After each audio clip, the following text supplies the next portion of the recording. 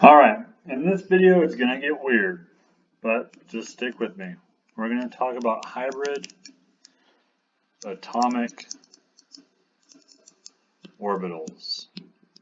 This is still part of valence bond theory, okay, which we talked about last time. It's always a good way to premise a lecture by saying it's going to get weird, huh? So let's talk for a second about methane. Methane is a simple molecule, CH4.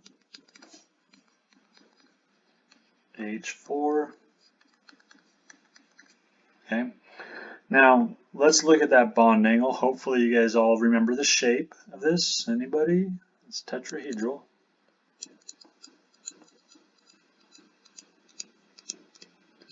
And that bond angle, 109.5 degrees.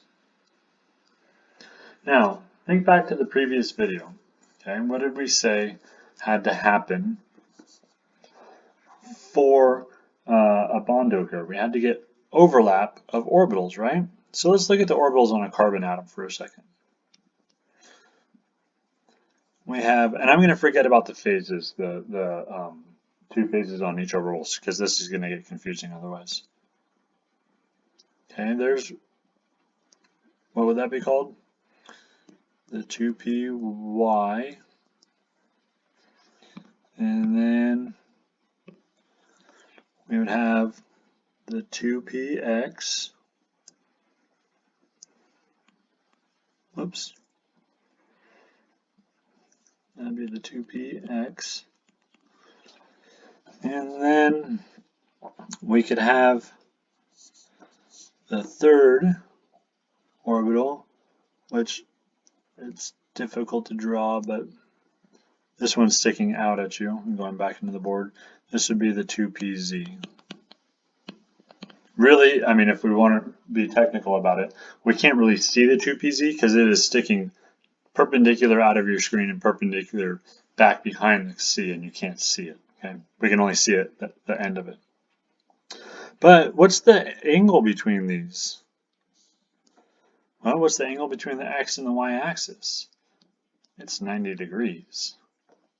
Okay, so how do we bring in a bunch of hydrogens, 4 hydrogens, it doesn't matter where we put them really.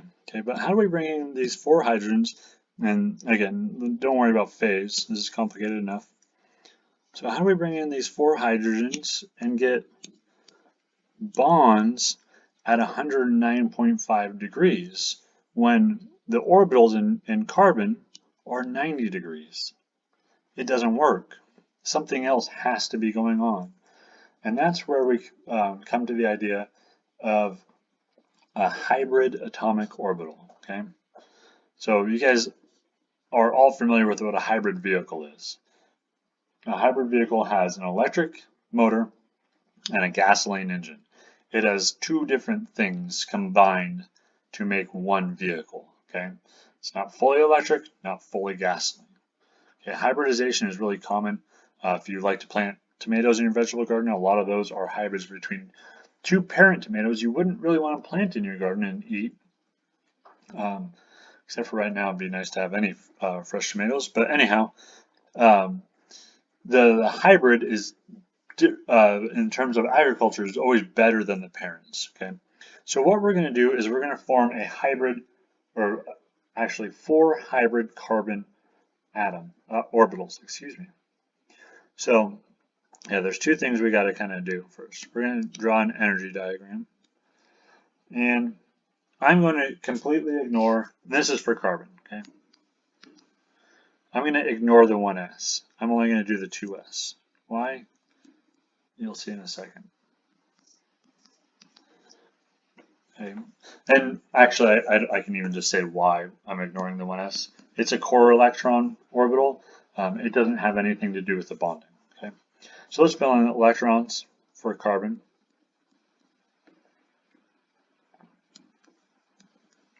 And that's it. Okay. Do we even have a place to make 4 bonds here? Not really. We have a place here and a place here, and we could put 2 electrons in there, I suppose, and make a bond. But that's not going to work. What we want to do is we want to have 4 open orbitals. Or I'm sorry, 4 half-filled orbitals. So what we're going to do is we're going to take one electron, we're going to put it up there. Now a lot of students, when I get to this point, they're like, how do you know to do that? Because you're watching the video, that's how you know to do that. And really, I'm just kind of going through some steps to explain how this works. You don't really need to know the ins and outs of why it all happens exactly the way it does. Okay, so we're going to move that electron up, but we'll still have a problem. We still have all these orbitals kind of in the wrong orientation, right? And that just doesn't work. So what we're going to do now is we're going to hybridize.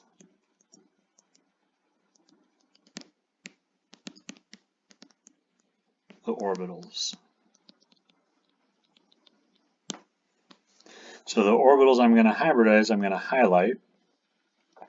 And this will make more sense why we indicate which ones we're hybridizing when we come to the next type of hybrid. Okay.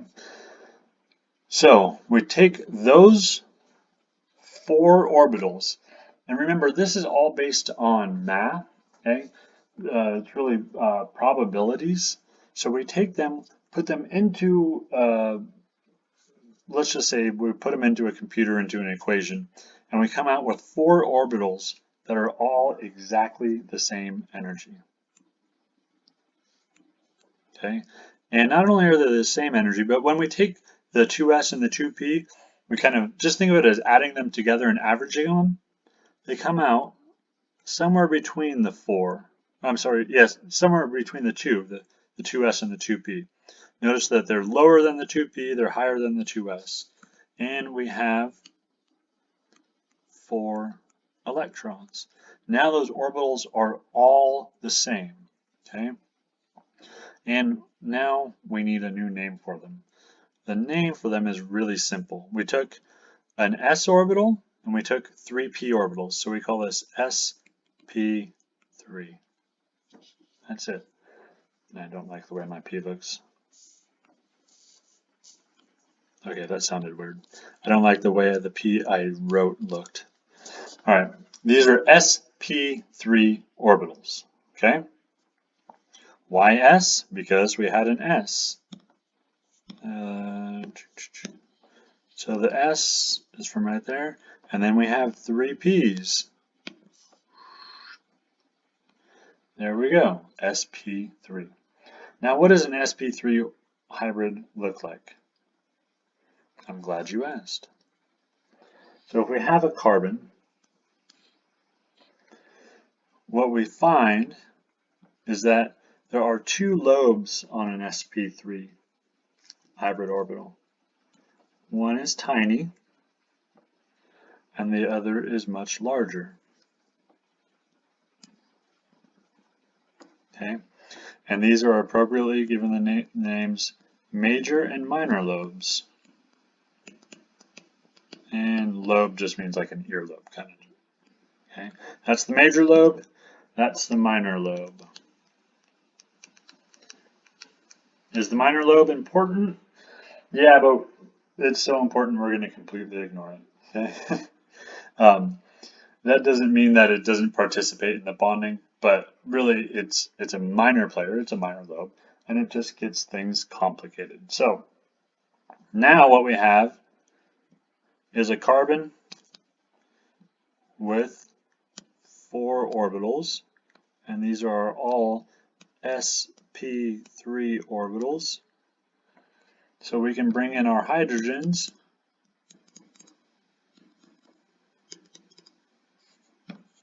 Okay, and our hydrogens, I'm going to give them a different color just to differentiate them, but this is all still in phase overlap. And my pictures are never perfect, so we'll just have to deal with the fact that some are a little bigger than others. And we have 2 electrons in each case. And what kind of bonds are these? These are all sigma bonds. Why? Because they're along the axis between the nuclei. And remember, the axis between the nuclei Just draw a line between the nuclei. Okay. Whoa, I'm not sure what happened there. Anyway, just draw a line between the nuclei, and that is what gives us the axis. And what's the angle? A perfect 109.5. So let's talk about a few. Let me just sum a few things up. Let's talk about other molecules that are sp3 hybrids, and that's why we say they're sp3 hybrids. Okay, so what's another one? NH3. I'm going to do the Lewis structure. Another one, H2O.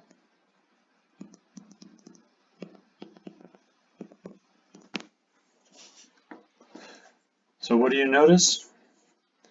All three of these have all three of them have four things.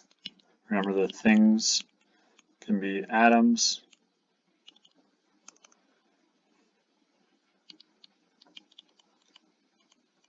or lone pairs. Okay, so if there are four things around an atom, it's an sp3 hybrid. 1, 2, 3, 4. sp3 hybrid.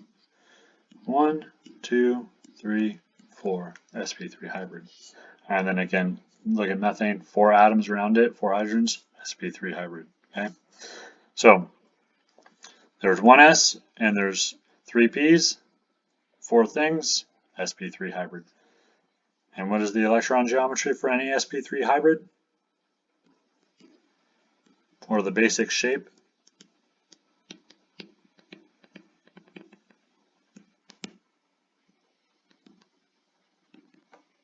Tetrahedral.